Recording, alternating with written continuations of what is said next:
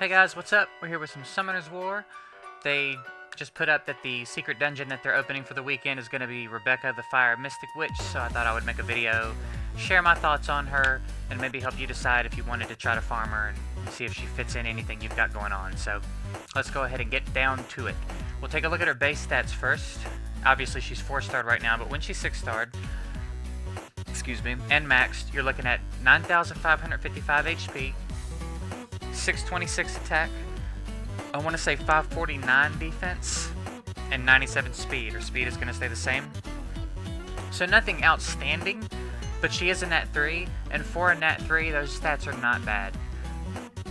You can get some pretty significant HP on her with that. She has a little bit of a punch with the 626 attack, and then her defense is over 500, so it's around 550, so that's decent. You can make her, you can do a lot of things with her. We'll get into her kit, and I will say before I get into this, I've been flirting with the idea of making a series of monsters that I think are being overlooked. Monsters that I don't think are getting enough credit. And she was one of the ones that was going to be on the list, because I see a lot of people in chat talk about, they don't talk about her much, but like if a newer player says, I just pulled Fire Mystic Witch, is she good? Everybody says no, feed her. And I'm not sure why she's getting the hate like that. I don't know why people aren't giving a different answer to that, because she's actually a really cool monster, and I feel like she's way better than she's getting credit for. So let's take a look at her skills, and then we'll discuss why I think she's good and how I think you could use her. You got a dot on the first skill, which is pretty standard for the Mystic Witch.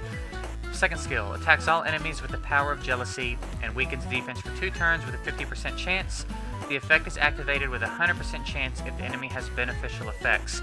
That's an AoE defense break, people. Stop telling people this monster's not good. That's an AoE defense break, son. I would imagine that the chance to land goes up. Maybe the damage and the chance to land goes up as you skill it up. But it's 100% guaranteed to land if they have any beneficial effects, which in a lot of cases is going to be great. Let's say you want to take her into the arena and the other team has shield runes. That's guaranteed. That's a guaranteed AoE defense break. As long as there's no will runes, that's a guaranteed AoE defense break. That's nothing to scoff at. That's really nice. It's really nice to have that. Or if Bernard is then Tailwind, or there's attack buffs, or defense buffs, or crit rate buffs, or crit hit reduction buffs, or whatever.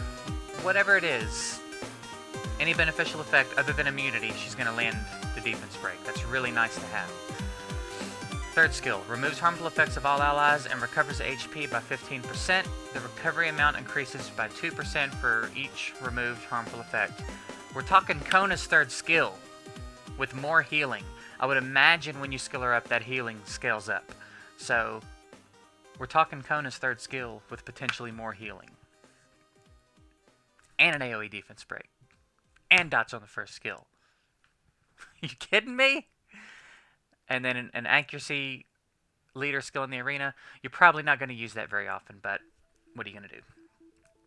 So, that's a really cool little kit. So let's talk about why it's cool and how you could use her. It's cool because, as I said, you can take her into arena. She's not going to carry you to Guardian, but if you're in the fighter level and you don't have Lucian and you don't have Galleon and you don't have that, you're having to go into every fight and battle it out because you don't have a cleave, you don't have any way to go in and wipe a team out. She now presents you with that option. You take first turn capability, and by that I mean if your Bernard is really fast, or if you've got a decent speed lead and a Bernard, you take speed lead, Bernard, Rebecca, and then whatever AoE nuke fits the needs. If it's a primarily fire team and you've got Sig, take a Sig. Or if you've got the Water Samurai, or maybe you're lucky and you've got a Tosi or a Shige, or however you say his name, the Dark Samurai. Maybe you've got an element neutral AoE nuker. Even better, because now you've got a cleave team you can take in any situation. Because you're not going to run into will runes a lot around the fighter level, so now you've got a cleave team. That's nice. And even better, let's make it even better. Let's say it goes wrong. Let's say you do run into some wheel runes, or your AoE nuke wasn't enough to take out the team, and you take some damage and you take some harmful effects. She can clean it up. She keeps you in the fight. So it's not necessarily a one and done team. Your Tosi maybe doesn't clear the team out, and you take some dots and a defense break and some damage. Well, now she undoes it, and you're still in the fight. That's really nice. It's a cleave team with insurance, which is not a luxury a lot of people have. You know, if I take my Lucian team into a fight and don't do most of what needs doing in the first turn, I might be in trouble. I might have a problem because there's no heals in my Lucian team. I don't know what's going on inside of me right now, but I cannot stop. Something's going on in here. But anyway, so yeah, she offers you the opportunity to have a cleave team with some insurance. It's really nice.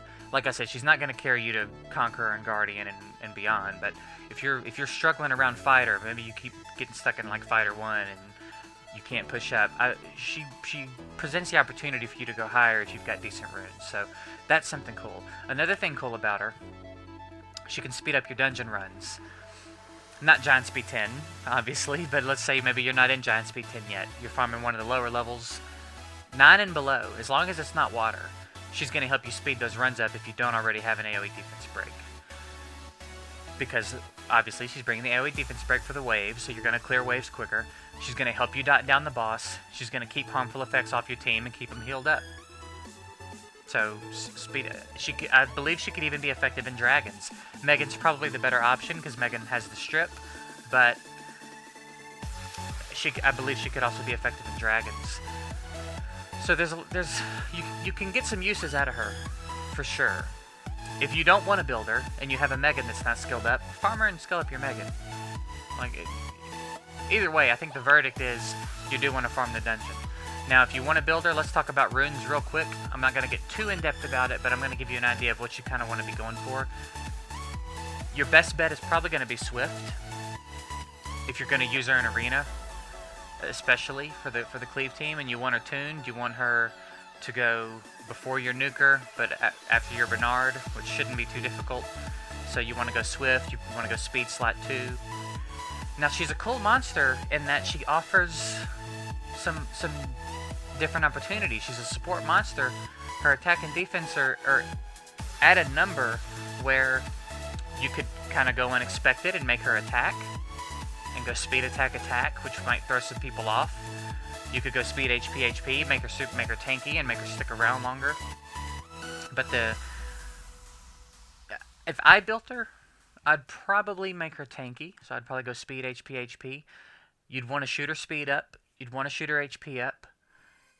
You'd want to get some accuracy on her. I believe you'd also want some resistance on her, because being that she's going to be your cleanser and your healer, you don't want her getting controlled. So any opportunity she can resist a stun or a freeze or a sleep or whatever, the better. So the more resistance on her, the better. I don't know that I would dedicate a slot 6 spot to it, but